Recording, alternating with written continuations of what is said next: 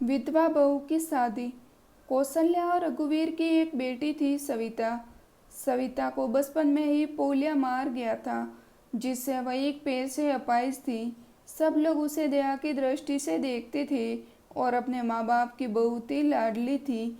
उसकी आंखों में कभी आंसू नहीं आने देते थे। सविता अपाहिज जरूर थी, लेकिन सभी कामों में कुशल थी। स्कूल में भी वह सभी अध्यापकों की प्रिय थी। एक दिन कौशल्या बोली, कौशल्या सुनो जी, सविता की 11वीं पास हो गई है। हमारी बेटी दिव्यांग है, इसके लिए भी ऐसा ही लड़का ढूंढना पड़ेगा। लगता है शादी करने में बहुत मुश्किलें आएगी, इसलिए अभी से लड़का ढूंढना शुरू कर दो। रघुवीर बोले, हाँ कौशल्या, सही कहती हो। सविता कितनी सुंदर और सर्वगुण संपन्न है, लेकिन पैर की वजह से मेरी बेटी की जिंदगी खराब हो गई। सविता ने अपने माँ बाबूजी की बात सुन ली। वह पास आकर बोली, सविता, बाबूजी, क्या मैं आप सब पर बोझ हूँ? मेरा पैर खराब है, इसका मतलब यह तो नहीं कि मैं किसी पर आश्रित रहूंगी। फिर कैसे हुई मेरी जिंदगी खराब? कौशल्या, मन छोटा मत कर बेटी, किसने कहा कि तू बोझ है? तू तो हमारी आंखों का तारा है। सविता, माँ, मैं पढ़ाई के साथ साथ कुछ करना भी चाहती हूँ, जिससे मैं खुद पर निर्भर रह सकूँ। इधर सविता की पढ़ाई पूरी हो गई और उधर रघुवीर सविता के लिए लड़का ढूंढने लगा। सविता के लिए परेश का रिश्ता आया। परेश रसायन फैक्ट्री में काम करता था। परेश अपनी माँ रमा और अपने पिताजी मुकेश के साथ सविता को देखने उसके घर आया। मुकेश, अरे बेटा, लड़की का तो पैर खराब है। परेश, पिताजी, अगर मैं दिव्यांग लड़की से शादी करूंगा तो मुझे किसी का जीवन संभालने का मौका मिलेगा।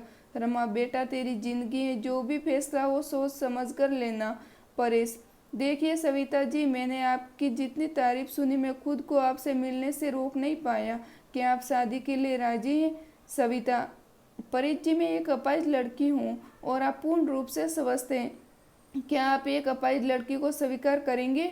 पारिस, सविता, मैं जिंदगी पर आपका सहारा बनने के लिए तैयार हूँ, अगर आपको एतराज ना हो तो। सविता, अगर आप तैयार हैं तो मैं खुशनसीब हूँ कि मुझे आप जैसा जीवन साथी मिलेगा। सविता और परेश की शादी बहुत धूमधाम से हुई। चारों तरफ सरसाती की बड़ी भाग्यशाली सविता है, जो दिव्यांग होते हुए भी उसे इतना अच्छा पति मिला। रमा बहू, आज तुम्हारा पहला दिन है, इतनी जल्दी कैसे उठ गई? आराम से उठ जाती। सविता, माँ, मुझे जल्दी उठने की आदत है, मैंने नाश्ता बना दिया, आप सब लोग नाश्ता कर लीजिए। रमा हैरान थी कि एक पैर खराब होते हुए भी सुबह उठकर नाश्ता भी बना दिया। इसी तरह सविता ने थोड़े ही दिनों में सारी जिम्मेदारी अपने ऊपर ले ली। सविता से सभी बहुत खुश थे। रमा, परेश, तेरी बीबी तो लाखों में नहीं करोड़ों में एक है। मैं तो डरती थी कहीं ऐसा ना हो कि एक दिव्यांग लड़की से शादी करके कहीं मेरी बेटी की जिंदगी खराब न हो जाए। पर इस माँ, मेरा फैसला कभी गलत नहीं हो सकता। आपसे एक बात कह रहा हूँ कि अगर मुझे कुछ भी हो जाए तो सविता को अपनी बेटी की तरह रखना। रमा, चल पगला, ऐसे नहीं बोलते, वो अभी भी मेरी बेटी ही है। और अगले ही दिन जिन उनकी खुशियों को जैसे नजर ही लग गई। परेश की फैक्ट्री में जहरीली गैस लीक हो जाने कई लोगों की मौत हो गई, जिसमें परेश भी शामिल था। जब ये खबर परेश के घर पहुंची तब घर में हाहाकार मच गया, लेकिन सविता तो जैसे पत्थर सी हो गई। फटी आंखों से परेश को देखती ही रही। कुछ औरतों ने उसे हिलाते हुए कहा, बहू, रोले रोले, परेश मर गया है, अब रोएगी नहीं तो पागल हो जाएगी, तू विधवा हो गई है, विधवा। इस तरह की बातें सुनकर जब सविता फुट फुट कर रोने लगी, सविता रोते हुए बोली, उठो परेश, आके खोलो, मैं अकेले किसके सहारे जीऊंगी? अभी तो मैंने तुम्हारे साथ कुछ दिन ही गुजारे, फिर मुझे अकेला छोड़कर क्यों चले गए? अंतिम संस्कार हो गया और सविता के अरमानों का भी रवा। अरे ये क्या बहू, सफेद साड़ी क्यों पहनी है तुमने? सविता, माँ, सबने मुझे कहा कि मेरे जीवन के सब रंग परेश के साथ ही चले गए, अब मुझे सफेद साड़ी पहननी है। रमा, नहीं बेटी, तुम हमारे दुखों को और मत बटाओ, आज से तुम कभी भी सफेद साड़ी नहीं पहनोगी। हफ्ते रघुवीर सविता को लेने आए। कौशल्या, मेरी बेटी का जीवन तबाह हो गया है, पूरी जिंदगी अकेले कैसे काटेगी, इसलिए हम उसे अपने साथ ले जाना चाहते हैं। रमा, देखिए समदन जी, सविता कहीं नहीं जाएगी, आप उसकी शादी करके कर्तव्य मुक्त हो चुके हैं, लेकिन अब हमारे भी कुछ कर्तव्य हैं। हमारी बहू हमारी बेटी बनकर हमारे पास ही रहेगी। ये कहते हुए रमा ने सविता को गले से लगा लिया। मुकेश, हाँ समधी जी, रमा सही कह रही है, हम सविता को आगे पढ़ाएंगे और किसी लायक बनाएंगे। आप चिंता मत करना, हम अपनी सविता को पलकों पर बिठा कर रखेंगे। सविता, माँ, बाबूजी परेश के इकलौते बेटे थे, अब वो नहीं है तो ऐसे में मैं भी इनको छोड़कर चली जाऊं, ये सही नहीं है। मैं उनके पास रहकर उनकी सेवा करूंगी। सविता के माँ बाबूजी चले जाते हैं। अब सविता अकेली थी। उसके अपना सारा ध्यान पढ़ाई में लगा दिया।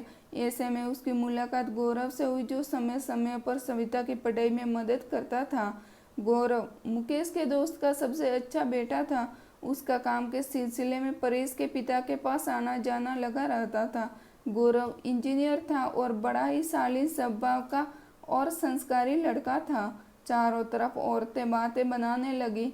एक औरत बोली, अरे देखो कैसी विधवा है, ये सफ़ेद साड़ी नहीं पहनती, पति का जरा भी दुख नहीं है। तो दूसरी बोली, बन संवर कर कॉलेज जाती है, बेचारे रमा और मुकेश का तो बुढ़ापा ही खराब है।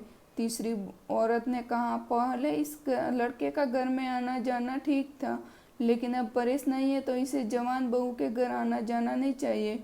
लेकिन सविता को किसी भी बात से कोई फर्क नहीं पड़ता था, क्योंकि उसके सास ससुर उसके साथ थे। रमा जब इतनी अच्छी बहू के लिए लोगों के ये ताने सुनती तो वह तड़प उठती थी, रोने लगती थी। सविता ने अपनी मेहनत से बीएड कर ली और विकलांग कोटे से एक शिक्षिका के रूप में नियुक्त हो गई। रमा, सुनो परेश के पापा, हमारी सविता अब एक टीचर बन गई है। लोग ना जाने उसे कैसे कैसे ताने देते हैं। हमें उसकी शादी कर देनी चाहिए। मुकेश, सही कह रही हो रमा, विधवा है, अनाथ नहीं जो लोगों की उल्टी सीधी बातें सुनेगी। हम अपनी बहू की शादी धूमधाम से करेंगे। मुकेश ने अपने बहू के रिश्ते की बात जब कुछ लोगों से की तब लोग कहते, अरे मुकेश, तू पागल तो नहीं हो गया, विधवा बहू की शादी करना चाहता है तू? मुकेश, हाँ मैं उसकी शादी करना चाहता हूँ, उसकी जिंदगी से विधवा शब्द हमेशा के लिए मिटाना चाहता हूँ। तभी गौरव ने आकर के कहा, गौरव अंकल, अगर आप सविता के काबिल समझे तो मैं आपके बहू से शादी करना चाहता हूँ। मुकेश, गौरव तुम? गौरव, हाँ मैं। मुकेश, मुझे यकीन ही नहीं हो रहा कि मेरी बेटी तुम्हारे जैसे लायक और होनहार बेटा पसंद करेगी। मुझे तुम पर गर्व है, मैं ये शादी के लिए तैयार हूँ बेटा। तभी मुकेश घर आकर के सविता से कहता है, सविता बेटी, तुम जानती हो मैंने हमेशा तुम्हें अपनी बेटी से बढ़कर माना है। मैं चाहता हूँ कि तुम्हारी जिंदगी के अधूरे सपने को पूरा करूँ। मैं तुम्हारी शादी गौरव से करना चाहता हूँ। तुम्हें कोई एतराज़ तो नहीं? सविता, पिताजी, परेश की जगह शायद मैं किसी को दे पाऊँ, लेकिन आपने जो मेरे लिए किया है वो कोई नहीं कर सकता। आपका फैसला मेरे सर आँखों पर, जैसा आप कहें मुझे मंजूर है। और फिर सविता और गौरव की शादी धूमधाम से हो गई और सब खुशी खुशी से रहने लगे। अगर आपको ये स्टोरी कैसी लगी हमें कमेंट बॉक्स के माध्यम से ज़रूर बताएं। इस चैनल पर नए हो तो प्लीज़ चैनल को सब्सक्राइब करें। धन्यवाद।